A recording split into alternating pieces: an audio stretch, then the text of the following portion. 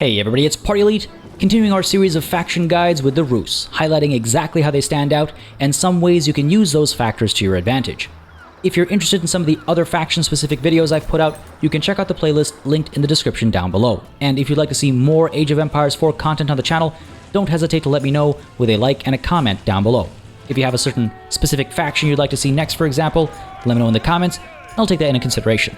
Now, with no time to waste, let's Rus along and see if we can't help you be the creme de la Kremlin. Hunting cabins. Hunting plays a crucial role for the Rus, and before we even get into the conversation about the actual hunting side of things, we need to touch on the hunting cabins themselves. These cabins replace the mills for the Rus, and not only are they a drop-off point for food gathered from any source, they're also a source of gold generation under a specific set of circumstances. When placing a hunting cabin down, you'll notice a radius around it. Any trees that are within this radius at the time of placement will help the hunting cabin generate gold. Just a quick note, the UI lists out gold generation per minute down here, but in reality, the tick happens every 30 seconds by default until you've buffed it and reduced it. As you can see, one single tree promises 1 gold a minute, and that number scales up in a linear fashion. More trees within the radius means more gold generated per tick.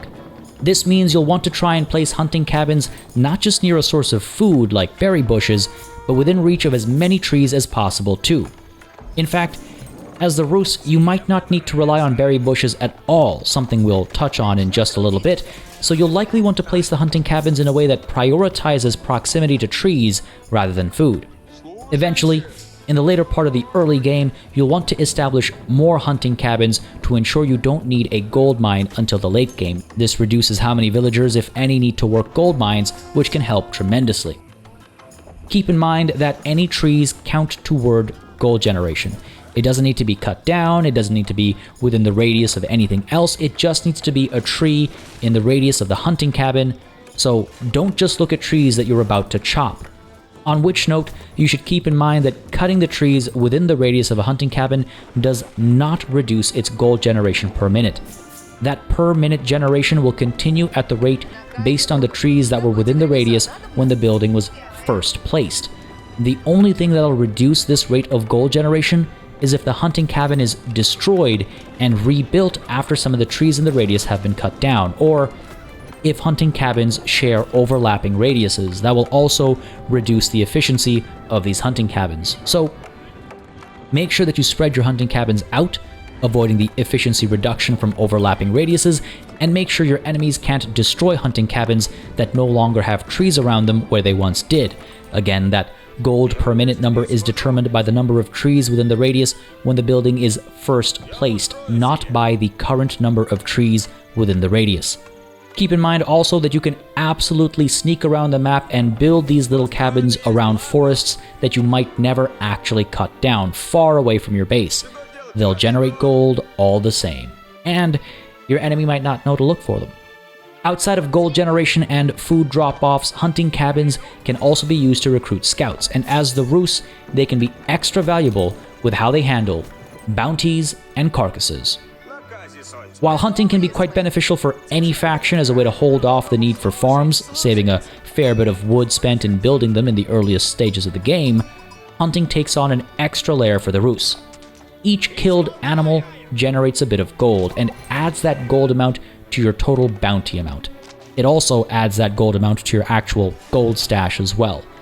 The higher that bounty amount gets though, the better the benefits to food gather rates for villagers and gold generation rates from the hunting cabins. The benefits to gold generation get better as you go further down this track, and that is to say, the percentage jump gets higher and higher, shaving off 3 seconds from 30 at first, then shaving another 3 seconds off, and then shaving a whole 6 seconds off for the final level. Unlike the typical linear progression or diminishing returns of such buffs, keep in mind that there is absolutely a reason to rush to the highest bounty level as quickly as possible. Different animals provide different amounts of gold and subsequently bounty. You can see the value of each animal right here on screen if you ever need a refresher. Sheep are the lowest, deer second up, wolves a bit higher, and boar the most valuable, but also the hardest to kill. I still think there's value to sending your first scout out to pick up sheep and bring them back to the town center. In fact, once the sheep are brought back to your base, I would recommend using one villager to kill them all before returning to actually gathering the food with them. Since carcasses don't decay in Age of Empires 4, you have nothing to lose in the immediate mass slaughtering of the sheep and everything to gain in that increase to your gold and bounty that each killed sheep provides. I also think it's worth recruiting a second and perhaps even third scout relatively early on in the game to go out and kill as many animals as you can. I would in fact advise starting the hunting further away from your base and then working inward. A clever opponent will try and kill as many animals before you can in order to deny you the bounty, and you want to beat them to the punch. When your scout comes across a herd of deer, make sure to pan over to them and right-click on one of the deer. Then hold down Shift and right-click on the rest one at a time with Shift held down. And then, with Shift still held down, right-click on the minimap to where you want them to go scouting next. Shift-clicking, as you may know, queues up orders, and in the case of a scout, this is a quick way to tell them to kill a bunch of deer in an area before moving on. And as they take care of the deer, you can pan your camera back to literally anything else and continue dealing with other tasks. Keep in mind that boar can be a little dangerous to hunt, but deer and wolves are easy enough once you find them. Again, since carcasses don't decay in Age of Empires 4, you have nothing to lose by getting all this hunting done early, and when you enter the second age, you can research professional scouts to go back out and pick the carcasses up to bring them back and drop them off by your hunting cabins, by your town center, or any other food gathering spot. If you've timed it right, gathering enough sheep in the first age and bringing enough carcasses back quickly in the second, you might be able to hold off on farms for quite some time, all while generating a decent bounty score. Maximize your bounty as quickly as possible and consider using the High Trade House Age 3 landmark to generate more deer with which to generate more bounty and food. The sooner you get those increases to food and gold generation, the more actual benefits you'll derive from them, of course. But enough talk of food and gold, let's now discuss wood efficiency. The Rus have a lot of wood-based advantages, not just in the gathering of it or the generation of gold through hunting cabins near trees, but also in the strength of their buildings. The fortified palisades and gates are slightly faster to build and come with significantly higher HP than the same structures for other factions. In fact, they're not the same structures because other factions don't have fortified versions. This means that they take much longer to tear down and march past, so even though they're not as tough or serve as much utility as stone walls, they're pretty worthwhile, and siege towers can't help the enemy climb over them. This can help more efficiently funnel your enemy or block off certain avenues of approach in the early and mid-game. They have that slightly higher survivability, which can mean more time to respond to any attempts at destroying them, meaning you might not need to completely lose those resources you invested should they get torn down. If your walls are being attacked, you can divert villagers at times to help repair them as they're being damaged, and this can help hold the line as your wooden fortresses rain death down upon your enemies. The outpost structure has been replaced by the more powerful and versatile wooden fortress. The wooden fortress takes just a few extra seconds to build and is a tiny bit more expensive too, but it has twice the HP of a regular outpost, and it can hold 3 more units than a regular outpost too, 8 instead of 5. This means that a fully garrisoned wooden fortress can fire 3 more arrows than a regular outpost, and while that might not sound like much, the extra HP means it can fire those 3 extra arrows for longer too. The castle turret upgrade further increases arrow damage output, while Castle Watch increases sight range. Arrow slits and springalls are also available as upgrades, and the Rus can add all of these emplacements to each wooden fortress rather than just needing to pick one each. The Age 2 Kremlin landmark, in fact, is a wooden fortress with all of these upgrades already purchased. This can be quite a powerful early game defensive structure. Bear in mind that the wooden fortress and the Kremlin both provide a very significant buff to wood gathering within their area of influence as well, with the Kremlin having a significantly larger area of influence than any individual wooden fortress. Bear in mind also that the wooden fortress needs a garrison before it's able to shoot, The larger the garrison, the more arrows it'll shoot with every tick. When you're being attacked, you can fill these up with villagers or any unit really. As long as there's people inside, they'll shoot. The Kremlin works similarly, though it does fire one arrow on its own without a garrison too. Note that any town center or lumber camp that falls within the area of influence of either of these buildings will see a 20% increase in the amount of wood dropped off by a villager. This means, for example, a villager that is carrying 10 wood will actually drop off 12. Not only does this increase the rate of wood gathering, it also means each tree is worth more wood if the gathered wood is being dropped off at a lumber camp or town center that's under the area of influence of a wooden fortress or the Kremlin. It won't last longer, no, but each delivery from it will be worth 20% more. Keep in mind that the area of influence, as with other area of influences we've discussed in the past, can be expanded with the use of other buildings. You'll see that area of influence get highlighted when placing the buildings down, and the golden tint will let you know where the buffs are or will be active. This means the Kremlin, for example, doesn't have to be placed right next to a lumber camp, and neither do your wooden fortresses. You just need to build buildings in a way that expand the areas of influence as needed to get those benefits.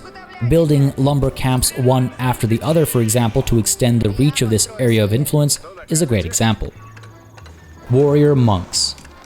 The Rus religious unit, the Warrior Monk, is a pretty versatile tool. As the name might give away, not only does it come with the standard religious unit abilities like grabbing relics, converting enemy units, healing friendlies, etc., but it also has the ability to hold its own in combat. Not only that, but the Warrior Monk gives reasonable buffs to friendly units that are fighting near it as well. Whereas most factions will have you safeguard your religious units, the Rus will allow you to be a bit more, well, zealous with them, for lack of a better word. Be careful not to throw them against spears, since they are still relatively expensive and they are on horseback, so you'll primarily want to try and use them as support, meaning bring a couple alongside the bulk of your army, and don't have them be the main unit of an offensive. But keep in mind though, their buff only applies when they're involved in the attack, when they actually land a hit. They can't just stand back and watch the battle unfold if you want that buff to apply. At the same time, keep in mind that they can't heal while engaged in melee either. There's something to be said about having a warrior monk engaged in combat while one or two others are kept in reserve healing from the back lines, though it does take a fair bit of management and a capable enemy will focus down those backup monks early on.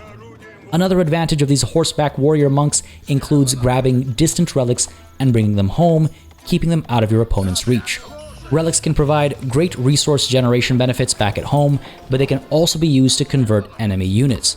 Converting a defending or attacking army, either way, will change the tide of the game if you're able to get enough converted units. And if you go around scooping up relics, you'll have multiple monks ready to convert enemy units at the same time, when the time comes. The warrior monks are a great religious unit, and I think they're definitely worth pursuing in the early mid-game. If you're looking to win in the mid-game before you get too close to the late game, you might want to pick the Abbey of the Trinity as your third age landmark to take advantage of the buffs to the Saint's Blessing from the Warrior Monk, adding to its range and impact. You'll also be able to recruit Warrior Monks for cheaper from this landmark as well. Don't underestimate the value of the High Trade House though for a longer game where you'll need the extra gold generation for your Streltsy. Keep in mind that the Rus can absolutely be long game champions. It might be a little early to make this call, I know, but the Rus really feel stacked in the late game on the offensive, and their early and mid-game defensive capabilities are nothing to scoff at. Now, as I go on this little late game tirade, keep in mind that I'm not downplaying the Rus early game with their early knights either. They're a force to be reckoned with, but consider this. Wooden fortresses will naturally dot your territory because of the buffs they give to lumber camps. These can be garrisoned to cause decent damage from behind your hefty palisades and wooden gates, which again have better survivability than any other in the game. These same wooden palisades and gates can't be surmounted by siege towers, though battering rams can still be trouble, of course.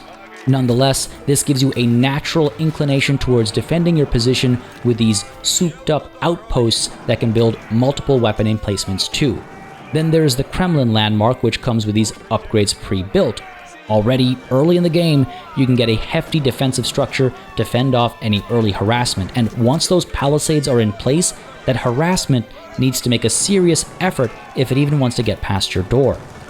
As all this is happening, your hunting cabins and your scouts are generating gold as they either sit next to trees or go hunting animals, eventually bringing back their carcasses to keep the farm economy as far down the line as possible. If you're quick to gather sheep early on, you might be able to avoid the farm economy right into the Third Age, and with the high trade house bringing deer every 60 seconds, you can keep raising your bounty while further keeping those farms at bay. Farms might sound like a nothing investment, but 75 wood apiece in the early game can make a huge difference. You can use that wood to recruit spearmen or place down extra fortified palisades in wooden fortresses.